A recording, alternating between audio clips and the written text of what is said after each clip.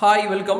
ഈ ഒരു സെഷനിൽ നമ്മൾ ഇനി ഡിസ്കസ് ചെയ്യാൻ വേണ്ടി പോകുന്നത് ഒരു പ്രൊഫഷണൽ അക്കൗണ്ടൻ്റ് ആവാൻ വേണ്ടിയിട്ടുള്ള ക്വാളിറ്റീസ് എന്തൊക്കെയാണ്, എന്തൊക്കെ സ്കിൽ സെറ്റുകളാണ് ഒരു പ്രൊഫഷണൽ അക്കൗണ്ടൻ്റ് ആവാൻ വേണ്ടിയിട്ട് ഒരു അക്കൗണ്ടൻ്റ് അപ്ഗ്രേഡ് ചെയ്തെടുക്കേണ്ടത് എന്നുള്ളതിനെ കുറിച്ചാണ് ഇന്ന് നമ്മൾ ഡിസ്കസ് ചെയ്യുന്നത്. 8 പോയിന്റുകളെ കുറിച്ചാണ്.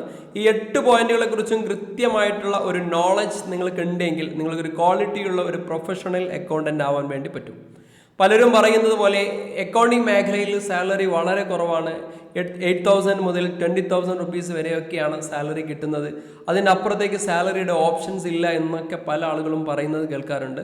നിങ്ങൾ സ്കിൽഡ് ആയിട്ടുള്ള ഒരു പ്രൊഫഷണൽ അക്കൗണ്ടൻ്റ് ആണെങ്കിൽ തീർച്ചയായിട്ടും നിങ്ങൾക്ക് നല്ലൊരു ജോലി നിങ്ങൾക്ക് കൃത്യമായിട്ട് കിട്ടും. അതുവഴി നല്ലൊരു ഇൻകം നിങ്ങൾക്ക് ജനറേറ്റ് ചെയ്തെടുക്കാനും വേണ്ടി പറ്റും. ഇന്ന് അക്കൗണ്ടിങ് വർക്ക് എന്ന് പറഞ്ഞ് മാർക്കറ്റിൽ ചെയ്യുന്ന നല്ലൊരു ശതമാനം വർക്കുകളും ഡാറ്റ എൻട്രി വർക്കുകളാണ്. പർച്ചേസ്, സെയിൽസ് എൻട്രികളെല്ലാം തന്നെ ഡാറ്റ എൻട്രി വർക്കാണ്. ഇതൊന്നും അക്കൗണ്ടിങ് വർക്കുകളല്ല എന്ന് നിങ്ങൾ മനസ്സിലാക്കാം. അപ്പോൾ ഒരു അക്കൗണ്ടിങ് പ്രൊഫഷണൽ അക്കൗണ്ടൻ്റ് ആവാൻ വേണ്ടി നിങ്ങൾക്ക് ഉണ്ടാവേണ്ട ആദ്യത്തെ സ്കിൽ എന്ന് പറയുന്നത് strong base in accounting rules ആണ്. അക്കൗണ്ടിങ് റൂൾസിൽ സ്ട്രോങ് ആയിട്ടുള്ള ഒരു ബേസ് ഉണ്ടായിരിക്കാം. അതായത് ഗോൾഡൻ റൂൾസ് ഓഫ് അക്കൗണ്ട്സ് കൃത്യമായിട്ടും നിങ്ങൾ ഏത് സ്ഥാപനത്തിലാണോ വർക്ക് ചെയ്യുന്നത് ആ വർക്ക് ചെയ്യുന്ന സ്ഥാപനത്തിലെ എല്ലാ ട്രാൻസാക്ഷൻസും ഈ ഗോൾഡൻ റൂൾസിനകത്ത് നിങ്ങൾക്ക് ചെയ്യാൻ വേണ്ടി ഉള്ള സ്കില്ല് നിങ്ങൾക്ക് ഉണ്ടാവുക എന്നുള്ളത് നിങ്ങൾ ഉറപ്പുവരുത്തുക. രണ്ടാമത് ഉണ്ടാവേണ്ട ഏറ്റവും വലിയ സ്കിൽ എന്ന് പറയുന്നത് നോളജ് ഇൻ പ്രാക്ടിക്കൽ അക്കൗണ്ടിങ് ആണ്.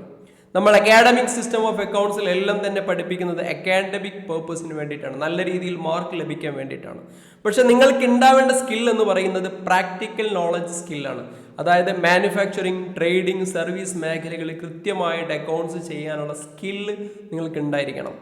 മാനുഫാക്ചറിങ് അക്കൗണ്ട്സിൽ ചെയ്യുന്നത് റോ മെറ്റീരിയൽ പർച്ചേസ് ചെയ്ത് ഫിനിഷ്ഡ് പ്രൊഡക്റ്റ് ആക്കുന്ന ആ ഒരു പ്രൊസീജിയറിനകത്ത് നിങ്ങളുടെ അക്കൗണ്ട്സ് പ്രാക്ടിക്കൽ നോളജ് ഗംഭീരമായിരിക്കണം.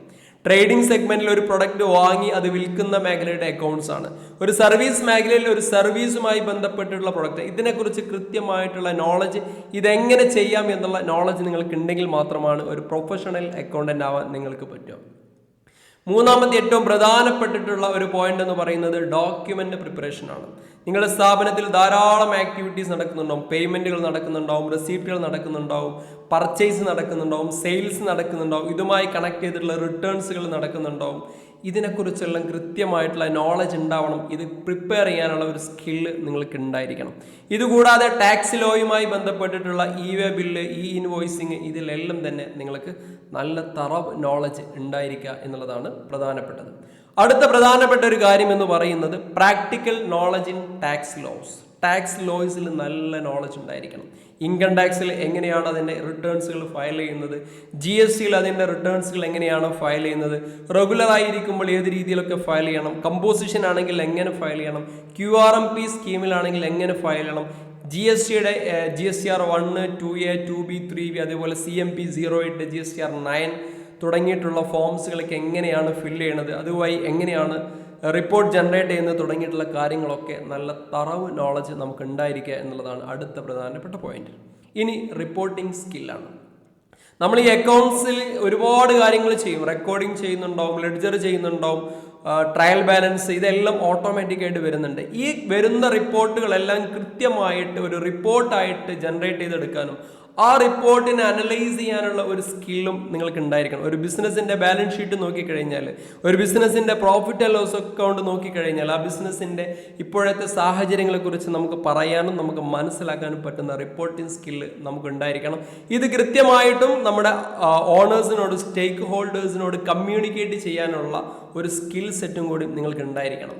നിങ്ങൾക്ക് നല്ലൊരു റിപ്പോർട്ട് നിങ്ങളുടെ കയ്യിലുണ്ട്. ഈ കൃത്യമായ റിപ്പോർട്ട് മുതലാളിയുമായിട്ട് കൺവിൻസ് ചെയ്യാനും സ്റ്റേക്ക് ഹോൾഡേഴ്സുമായിട്ട് കൺവിൻസ് ചെയ്യാനും അവരെ ഇത് പറഞ്ഞ് മനസ്സിലാക്കാനുള്ള ഒരു റിപ്പോർട്ടിംഗ് സ്കില്ലിനോട് കൂടെ തന്നെ ഇതൊരു കമ്മ്യൂണിക്കേഷൻ സ്കില്ലും കൂടി നിങ്ങൾ ഇംപ്രൂവ്മെൻറ്റ് ചെയ്യേണ്ടതായിട്ടുണ്ട്.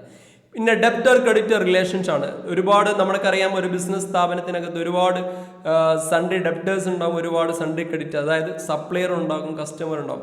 ഇവരെ കൃത്യമായിട്ട് മാനേജ് ചെയ്ത് ഇവരുടെ ക്രെഡിറ്റ് പീരീഡുകൾ, ഇവരുടെ ക്രെഡിറ്റ് പോളിസികളൊക്കെ സെറ്റ് ചെയ്ത് കൃത്യമായിട്ടും ചെയ്യാനുള്ള ഒരു സ്കില്ല് നിങ്ങളുടെ കയ്യിൽ ഉണ്ടായിരിക്കണം. അടുത്തത് പ്രൊഫഷണൽ സ്കില്ലാണ്.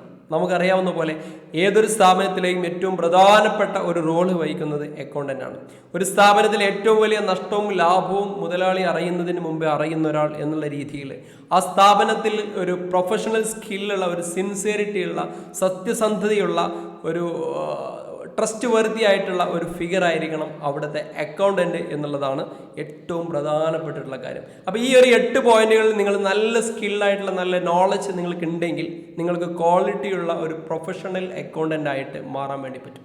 നോളജുകളെല്ലാം തന്നെ അപ്ഗ്രേഡ് ചെയ്ത് നെക്സ്റ്റ് ലെവലിലുള്ള ഒരു പ്രൊഫഷണൽ പ്രാക്ടിക്കൽ അക്കൗണ്ടൻ്റ് ആവാൻ നിങ്ങൾ ആഗ്രഹിക്കുന്നതെങ്കിൽ ഈ ചാനൽ സബ്സ്ക്രൈബ് ചെയ്ത് ബെല്ലൈക്കൺ പ്രസ് ചെയ്ത് കഴിഞ്ഞാൽ ഇവിടെ നമ്മൾ തരുന്ന ഡെയിലി അപ്ഡേറ്റ്സുകൾ നിങ്ങൾ കൃത്യമായിട്ട് ഫോളോ ചെയ്യുകയാണെങ്കിൽ നിങ്ങൾക്കൊരു ക്വാളിറ്റിയുള്ള ഒരു പ്രൊഫഷണൽ അക്കൗണ്ടൻ്റ് ആയി മാറാൻ വേണ്ടി പറ്റും.